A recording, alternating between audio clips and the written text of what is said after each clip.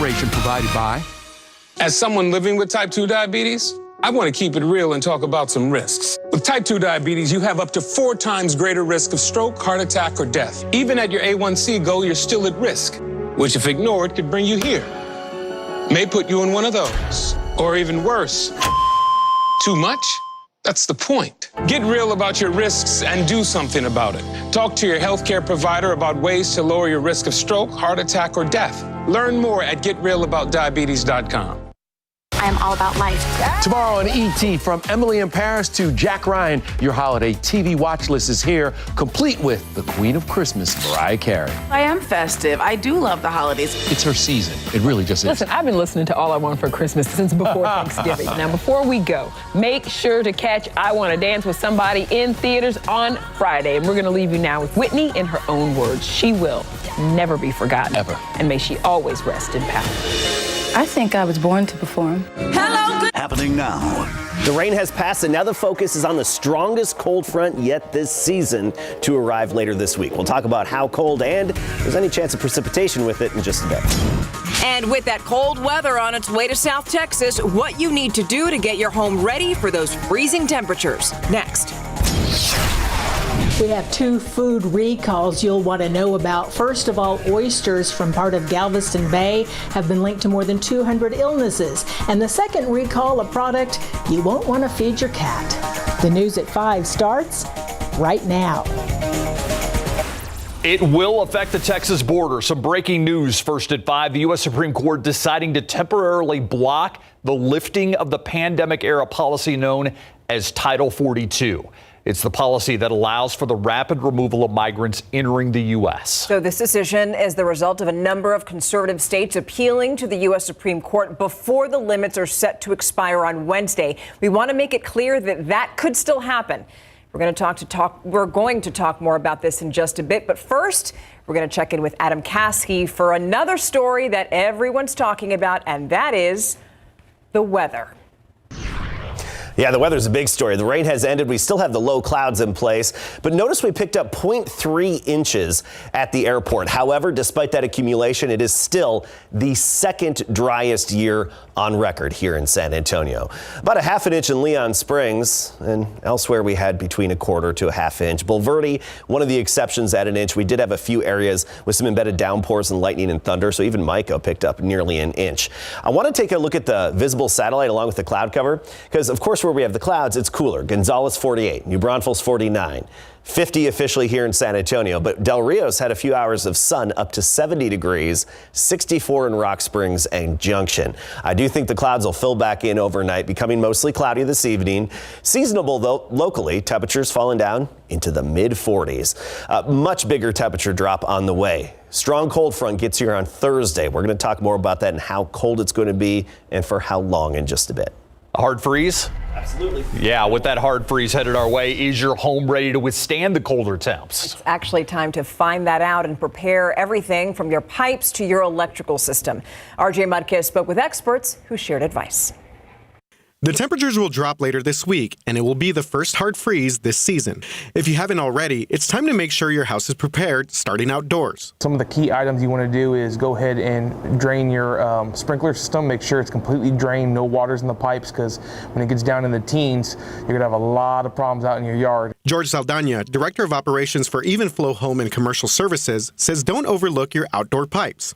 You can also avoid a costly repair by covering pipes with insulation, like foam padding found at your local hardware store. And leave your inside faucets on with more than just a drip. Anything below 34 degrees, a simple drip is not going to stop your pipe from freezing. Not a drip, but a constant stream, a little stream. As long as that water's flowing, it's going to dramatically reduce the likelihood of a pipe bursting. Inside the home, consider electrical safety. If you have a space heater that's 10 years old, throw it away.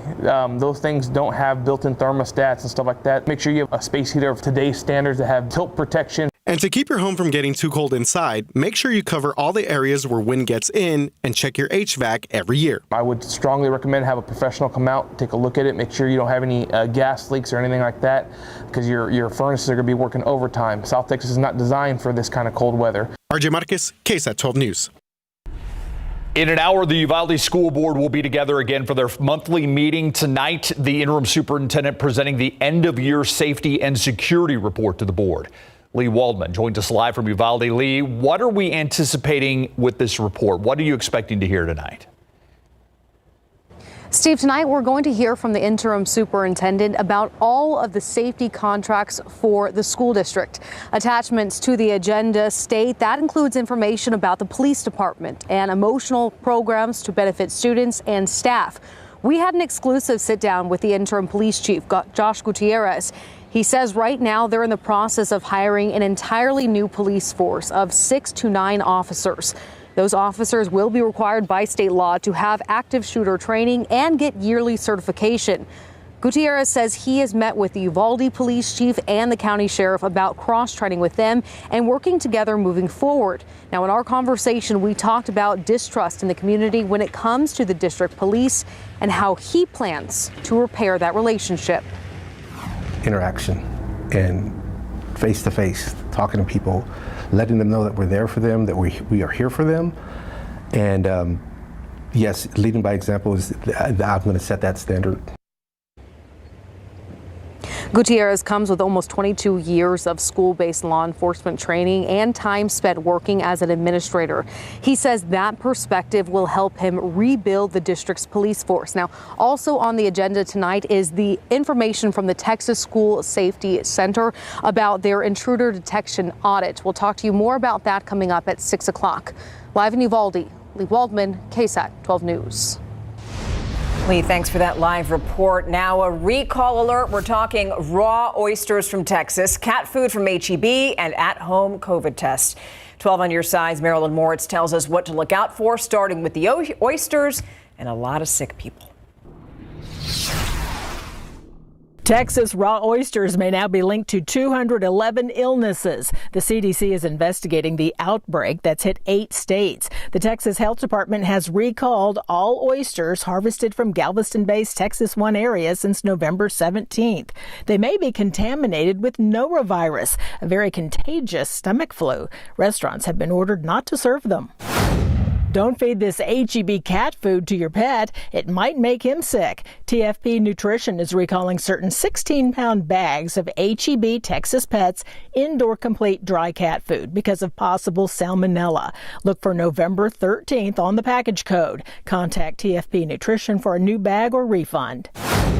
COVID test alert. The company Detect Inc. is recalling more than 11,000 of its at-home COVID tests because false test results aren't reliable. The use-by date is January 1st.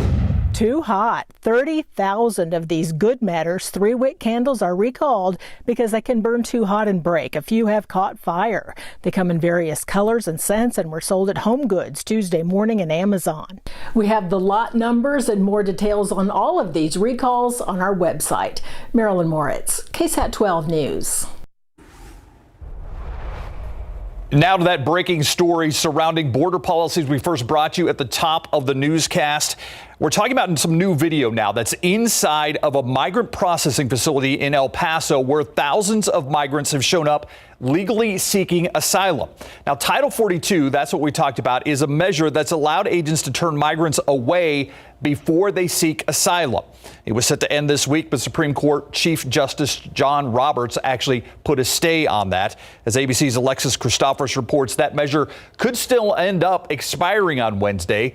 It all depends what happens next in the nation's highest court. Buses carrying dozens more migrants rolled into New York City this morning as Mayor Eric Adams warned that the possible lifting of Title 42 this week would lead to a surge of asylum seekers and overwhelm the city's already overburdened systems. We are building out that which is within our span of control, but we need help from the federal and state government. Border cities scrambling to find shelter for thousands of migrants as temperatures continue to drop.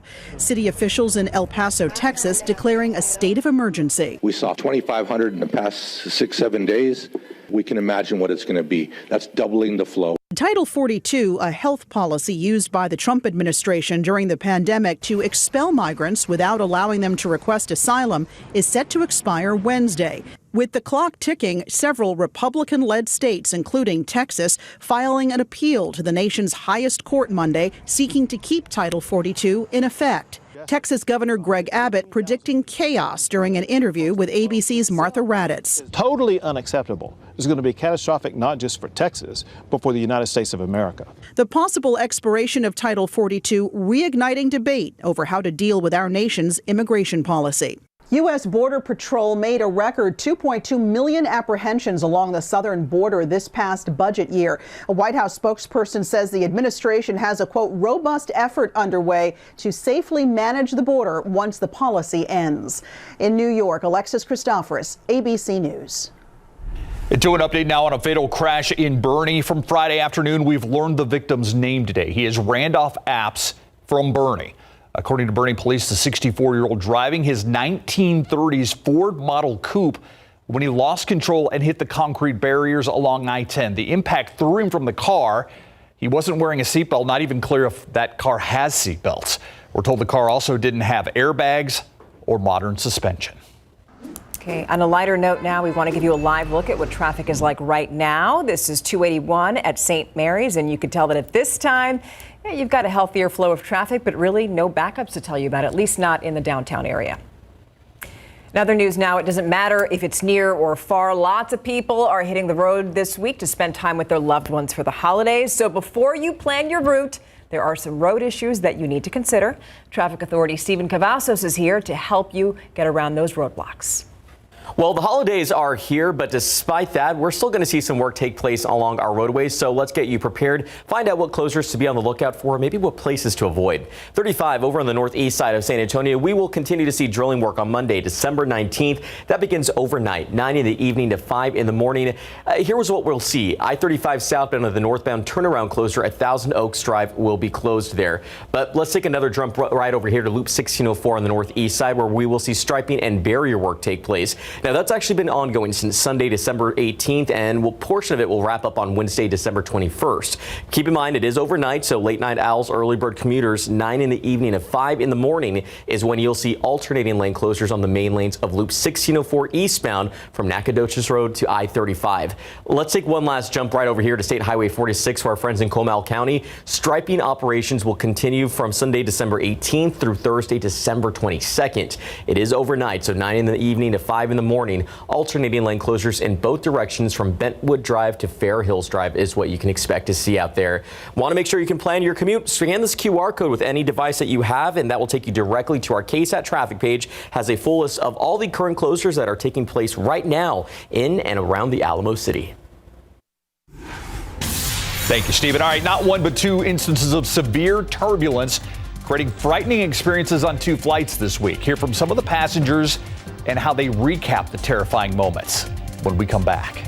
Plus, the final public hearing for the January 6th attack on the Capitol has wrapped. We're going to discuss the outcome and what's next after the break.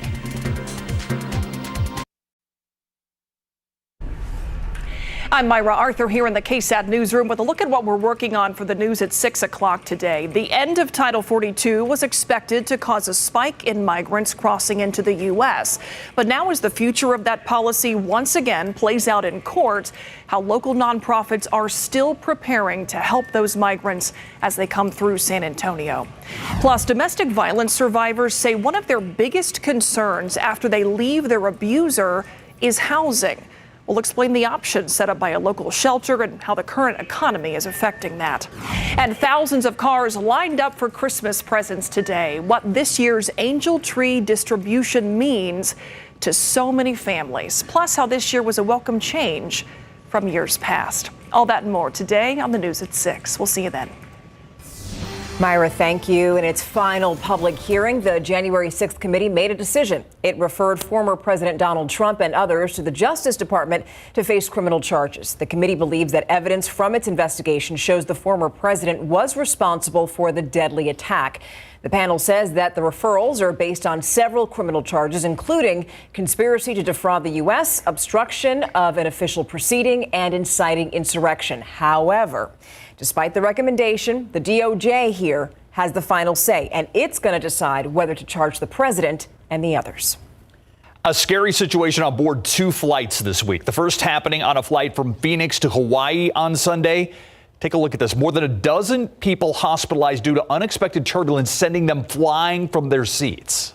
I started free falling for like 5 to 10 seconds. Everyone flew in the air, all luggages came out of the bins. I thought, I don't think the plane will withstand this. I don't think we're going to make it. The turbulence taking place about 30 minutes before landing. At least 20 passengers hurt, including 3 flight attendants and a 14-month-old child. 1 person lost consciousness. Others suffered cuts to their heads, bumps, and bruises. This is the very reason that pilots fly. Wherever you're in your seat, regardless of flight conditions.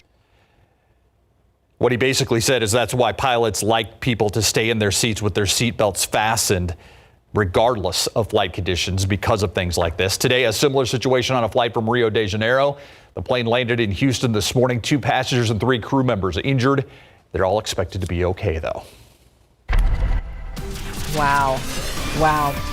All right, now here's a live look at our roads right now. 49 degrees, and the day, although it was muggy, you're like, come on, Christmas is just in a couple days. It's Hanukkah, it's good stuff, but there's a time frame that we need to be watching, right, Adam? Oh, yeah, there is. And that's this coming Thursday. That's when you can expect the next strong cold front. Let's just rip off the Band-Aid and get right to the coldest temperatures in our forecast over the next 7 days. And those would be morning temperatures. Now, you have nothing to worry about Tuesday, Wednesday, even Thursday morning. Morning temperatures in the 40s. But check out Friday. We're going to quickly drop down to 18 degrees by Friday morning because of that strong cold front. So a hard freeze, our first freeze in San Antonio, and a hard freeze at 18, and then a hard freeze Saturday morning and Sunday morning, Christmas Day as well. Afternoons, not quite as cold. We'll get into that in a moment. Let's talk about the pattern, where that cold air is and when it's going to get here. First, across the state, where we've had the sunshine, 60. San Angelo, 66.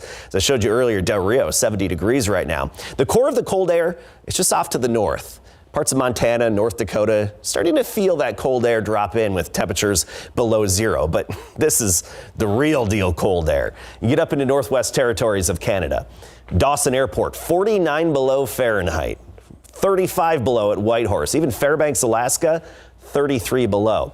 That's the core of the cold air. That's plunging southward, and it's going to make it here throughout the day on Thursday. Not the entire day is going to be cold, though. Let's talk about this. Notice how that blue line indicating the colder air makes it here about midday on Thursday. So let's talk about the day on Thursday. In the morning, we'll be in the 40s. Nothing to worry about. But 6 a.m. Thursday morning, Amarillo, 14 degrees. So the Panhandle by sunrise will have already experienced that temperature drop. We get to the noon hour, noon 1 o'clock, we'll probably be as warm as the mid 60s here in San Antonio. But our friends to the north, already down into the teens and 20s. But again, here in town, by noon, lunchtime on Thursday, warm in the 60s. Give it another hour or two thereafter, cold air comes in and you're going to feel it right away. This, of course, is one of those cold fronts that you're going to feel immediately when it hits, and will probably be below freezing before midnight Friday morning. I mean, midnight on Friday, we could easily be in the mid-20s at that point, and then by Friday morning at sunrise, we're down in the upper teens. So afternoon high temperatures, upper 50s next couple of days. Again, nothing to worry about or really plan around Tuesday, Wednesday, and Thursday. Thursday will be as warm as mid 60s at noon, but it's Thursday afternoon all the way through the weekend when you'll notice that temperature drop. Friday afternoon, at least we'll get above freezing to 35. Saturday up to 40 degrees, and Christmas Day, despite that hard freeze in the morning, by the afternoon, we'll be back up near 50 degrees. So here's another way to recap it for you with our headlines. Thursday, by the afternoon, cold and windy. Wind gusts probably up to 40 miles per hour Thursday night into Friday morning. That leads us to the hard freeze Friday morning, Saturday and Sunday mornings. We talked about that, but also with the gusty winds Friday morning, we could have some wind chills down in the single digits early on Friday morning. Not the kind of Friday morning you want to be out and about if you don't have to be. Afternoons, however, above freezing. This is nothing like what we had February of 2021. Okay, it's not going to compare. Really quickly, let's talk about precip. That nice rain we had this morning, it's all in East Texas and Louisiana. This little disturbance dip in the flow, that's moving out of here. And whenever we talk cold temperatures, always wondering, does that mean the chance of snow? No, not in this situation. No, no moisture out there. Okay, it's not going to snow. Mostly cloudy tomorrow, 43 in the morning, 58 in the afternoon. And I'm going to repeat again, nothing but sunshine to warm us up in the afternoons with that cold air in place. You could tell that Adam has 3 kids. You can also tell he gets that question a lot. No. Yeah. And you can tell there's been a lot of irresponsible posts by others on social media as well. Okay, thank you. We're going to put it. Those are irresponsible people on social media. All right, so the Spurs players seem to enjoy everything about Mexico. Yes. Except for the game. Except for losing the game. Yeah. But now they have a chance to get a little revenge also going against the Houston Rockets, of course. Remember the old days, I-10 rivalry, who's going to be the best in the West? Well, this, unfortunately, is a battle of who's worst in the West. And the Cowboys still make the playoffs. No thanks to them. Coming up. Our San Antonio Spurs are back in the States after losing to Miami 111-101 in Mexico over the weekend. Tonight, they'll try and snap out of their latest losing streak when they face the Rockets in Houston. The face of the franchise, Keldon Johnson, was listed as questionable due to a lower back contusion after leading the Spurs in scoring in Mexico with 22 points. Now a rematch against the 2 worst teams in the West after the Spurs beat the Rockets at home December the 8th, 118-109. And ticket sales are going well with the Spurs' 50th anniversary game against the Golden State Warriors on January the 13th. Now less than a month out, the Spurs report already more than 45,000 seats have been sold. Next up for the Spurs tonight, the Rockets, 7 o'clock. Highlights for you tonight on the Night Beat. Pro football coverage, powered by Davis Law Firm. Dallas Cowboys in the playoffs, no thanks to themselves, as after the Giants beat the Commanders on Sunday Night Football 20-12 last night. That's after, also, the Cowboys blew a 17-point lead against the Jaguars in Jacksonville to fall 40-34 in overtime. In that game, the Cowboys were outscored 27-13 in the second half to tie the game at 34-all and force overtime. It was in overtime. Dak Prescott tried to get the ball to Noah Brown, but it bounces right to Rayshon Jenkins, who brings it back for the game-winning touchdown. That was one of 2 interceptions on the day for Dak Prescott. But why does the Cowboys offense struggle in the second half after performing well in the first? That's the tough spot, especially when the third quarter this season has been where we've come out. We've come out hot after making adjustments. And so for tonight, that'd be to be our lull and obviously have the turnover and have some stall outs, some 3-and-outs, and don't get it going. It's tough, but it's hard for me to give you that answer right now. Haven't watched film. Got to go back and do that and go from there. All right. In the meantime, the Houston Texans nearly put off the upset of the day against the Kansas City Chiefs. And in fact, were leading 14-7 at one point, but they wound up tied 24-all at the end of regulation. That's when disaster occurs. Quarterback Davis Mills on the Texans' first possession fumbles on the scramble, recovered by Willie Gay. It sets up the game winner when Jerick McKinnon takes it in from 26 yards out, and the Chiefs clinch the AFC West 30-24 in overtime. I figured could pick up some couple yards with my legs. Defender made a really good play, punched it out, and it was a fumble. Obviously, you got to protect the football there.